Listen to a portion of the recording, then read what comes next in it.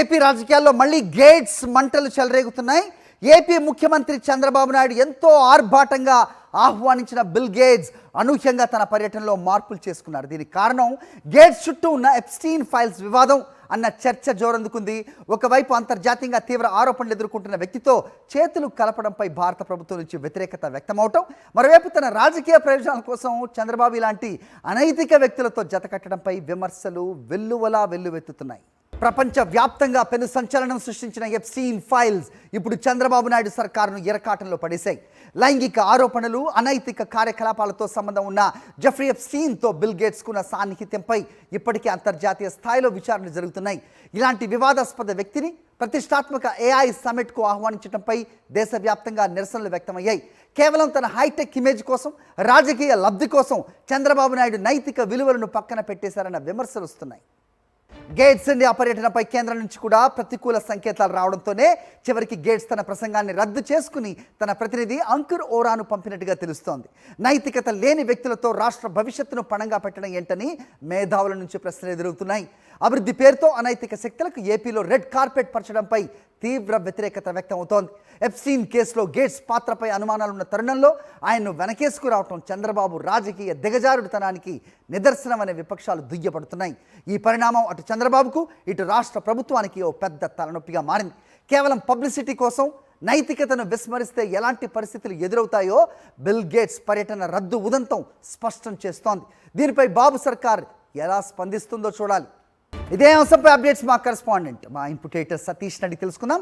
సతీష్, చెప్పండి, ఇవాళ bill gates అంటే ప్రపంచవ్యాప్తంగా రాంగ్ రీజన్స్కు ఏ రకంగా పేరు మారుమవుతుందో మనం చూస్తున్నాం.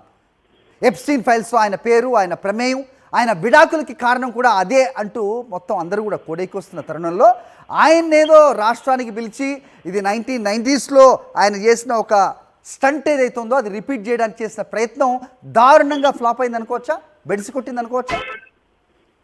ఖచ్చితంగా హరి, బిల్ గేట్స్ పర్యటన అనేది ఇప్పుడు రాష్ట్ర ప్రభుత్వానికి ఒక పెద్ద బూమరాంగ్ లా మారింది. ముఖ్యంగా అత్యంత తీవ్రమైనటువంటి ఆరోపణలు రావడం, అందులో ఏపీ రాజకీయాల్లో ఈ బిల్ గేట్స్ మంటలు చెలరేగుతాయని చెప్పొచ్చు. ఎందుకంటే 3-4 రోజుల కిందట బిల్ గేట్స్ ని ఆంధ్రప్రదేశ్ రాష్ట్రానికి తీసుకొచ్చారు ముఖ్యమంత్రి చంద్రబాబు. తీసుకొచ్చి ఇక్కడ ఉన్నటువంటి హెల్త్ డేటాకు సంబంధించి ఏదైతే సంజీవని ప్రాజెక్ట్ పేరుతో హెల్త్ రికార్డ్స్ అన్నింటినీ కూడా బిల్ గేట్స్ కి చూపించడం, వాటిని ఆ గేట్ ఫౌండేషన్ తో కలిసి వాటిని అప్పగించేటువంటి ప్రయత్నం చేయడం పట్ల కూడా తీవ్ర విమర్శలు వెలువడుతుంది. ఇప్పుడు అటువంటి బిల్ గేట్స్ ని ఇప్పుడు ఆ కేంద్ర ప్రభుత్వం నిరాకరించడం, ముఖ్యంగా ప్రపంచ వ్యాప్తంగా కూడా సంచలనం సృష్టించినటువంటి ఎప్స్టీన్ ఫైల్స్ లో ఇరుక్కున్నటువంటి ఎప్స్టీన్ ఫైల్స్ వివాదంలో ఇరుక్కున్నటువంటి బిల్ గేట్స్ ని చంద్రబాబు ప్రభుత్వం తీసుకురావడం అనేది మరీ ముఖ్యంగా లైంగిక ఆరోపణలు, అనైతికమైనటువంటి కార్యకలాపాలతో సంబంధం ఉన్నటువంటి జెఫ్రీ ఎప్స్టీన్ తో బిల్ గేట్స్ కు ఉన్న సాన్నిహిత్యం వల్ల ఇప్పుడు అంతర్జాతీయ స్థాయిలో విచారణ జరుగుతున్నాయి. ఇలాంటి